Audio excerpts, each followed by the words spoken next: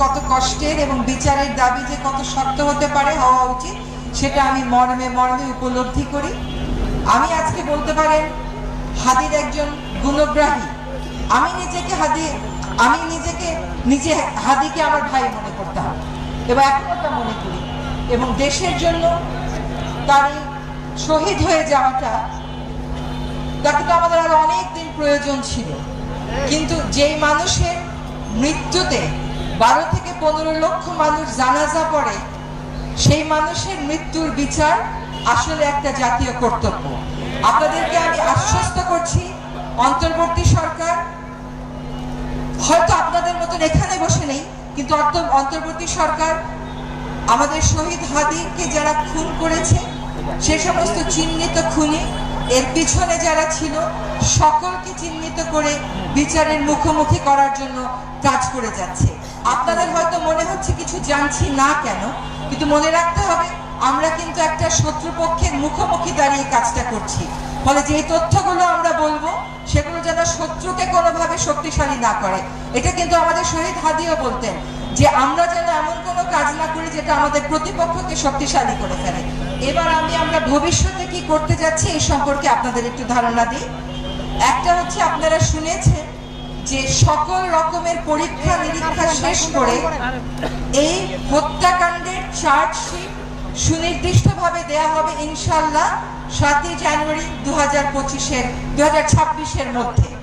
এই চার্জশিট দেওয়ার পরে অন্তর্বর্তী সরকার থাকাকালীন সময়ে যেন দ্রুত বিচারটা করে যাওয়া যায়, সেটার নিশ্চয়তা আমি আপনাদেরকে দিচ্ছি।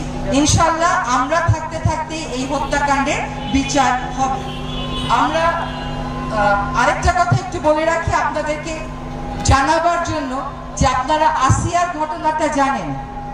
সেই ঘটনায় কিন্তু 6 কার্য দিবসের মধ্যে বিচার কার্য সম্পন্ন করা গেছিল। কাজে চার্জশিটটা যাতে আমরা নির্ভুলভাবে দিতে পারি, নিখুঁতভাবে দিতে পারি, সকল পরীক্ষা নিরীক্ষা শেষ করে যাতে কোথাও কোনো ফাঁকফোকর না থাকে, সেটা সম্পন্ন হয়ে যাওয়ার পর 7 জানুয়ারির পরে আমাদের সময় দ্রুততম সময়ের মধ্যে এই নৃশংস হত্যাকাণ্ডের বিচার আমরা অবশ্যই করে যাব ইনশাআল্লাহ।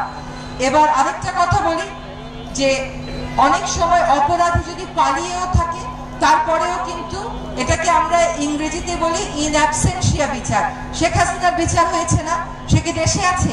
তারপরেও আমাদের সর্বান্তকরণ চেষ্টা আছে হাদিকে যারা শহীদ করেছেন, আমাদের কাছ থেকে কেড়ে নিয়েছে, তাদেরকে যেন, তারা যদি বাংলাদেশ থেকে চলে গিয়ে থাকেন, তাদেরকে যেন আমরা অবশ্যই দেশে ফিরিয়ে আনতে পারি। আপনাদেরকে আজকে স্পষ্ট করে বলছি যে এই বার্তা কূটনৈতিক প্রচেষ্টার মাধ্যমে ভারত সরকারকে স্পষ্টভাবে জানিয়ে দেওয়া হয়েছে এবং ভারত সরকার প্রতিশ্রুতি দিয়েছে যে তাকে যদি ভারতে খুঁজে পাওয়া যায় তারা অবশ্যই বাংলাদেশকে সহায়তা করবেন এই বিষয়ে। এই মুহূর্তে কূটনৈতিক প্রচেষ্টার এই বিষয়ে আমি আর কথা বলছি না। আপনাদেরকে বুঝতে হবে যে এটা তদন্তের কারণেই আমরা আসলে এই কথাগুলো বলতে পারছি না। আগামীকাল সকাল 11:15টায় ডিবি পুলিশ একটি সংবাদ সম্মেলন আয়োজন করেছে। সেই সংবাদ সম্মেলনে আরো বিস্তারিত বলা হবে। আমি কেন আরো বিস্তারিত বলছি না, কারণ কিছু কিছু জিনিস এখনো ভেরিফিকেশন বা সত্য যাচাইয়ের পর্যায়ে রয়েছে। আমরা একেবারে কোনো রকমের ভুল ভ্রান্তি রাখতে চাই না।